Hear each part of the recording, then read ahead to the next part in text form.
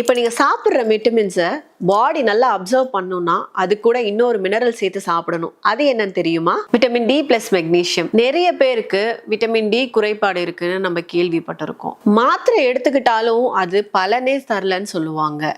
ஏன்னு தெரியுமா?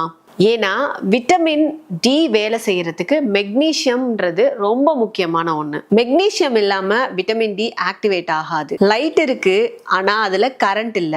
அந்த மாதிரி தான் விட்டமின் டியும் மெக்னீசியத்தையும் சேர்த்து எடுத்துக்கிறதுனால எலும்பு வலிமை அடையும், நோய் எதிர்ப்பு சக்தி அதிகமாகும், உடம்பு நல்லா சுறுசுறுப்பாவும் இருக்கும். அடுத்து iron plus vitamin C. Iron மாத்திரைகள் நம்ம நிறைய எடுத்துக்கிட்டாலும் சில பேரு ஹீமோகுளோபின் அதிகமாகவே இல்லைன்னு சொல்லுவாங்க. காரணம் என்னன்னு தெரியுமா? விட்டமின் சி இல்லாம இரும்பு சத்து சரியான முறையில நம்ம உடம்புல அப்சர்வ் ஆகாது.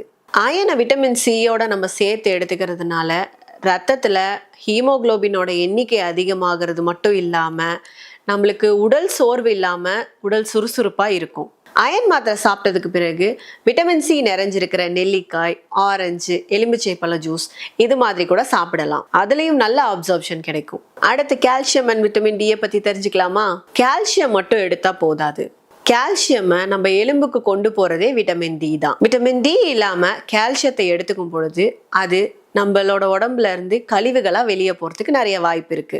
கால்சியம் பிளஸ் விட்டமின் டி சேர்த்து எடுத்துக்கும் போது நமக்கு பல் ஆரோக்கியம் இருக்கும், எலும்புகள் வலிமையா இருக்கும், மூட்டு வலி அந்த மாதிரியான பிரச்சனைகள் எதுவுமே இருக்காது. இப்போ விட்டமின் B12 பிளஸ் ஃபோலேட்டை பத்தி சொல்ல போறேன். அது முக்கியமா பெண்களுக்கு ரொம்ப தேவையான ஒண்ணு. உடல் சோர்வு, மறதி, நரம்பு பலவீனம், ரத்த சோகை இந்த மாதிரியான அறிகுறிகள் உங்களுக்கு இருந்துச்சுன்னா அது B12 பிளஸ் ஃபோலேட்டோட சத்து குறைபாடா இருக்கலாம். விட்டமின் B12 ஃபோலேட்டும் நம்ம சேர்த்து எடுத்துக்கிறதுனால உங்க நரம்பு மண்டலம் வலுப்பெறுவதோடு சிகப்பு ரத்த அணுக்களும் அதிகமாகும். அது மட்டும் இல்லாம உடம்பு சுறுசுறுப்பா இருக்கும். அதனால விட்டமின் B12 மற்றும் ஃபோலேட்டை சேர்த்து எடுத்துக்கோங்க.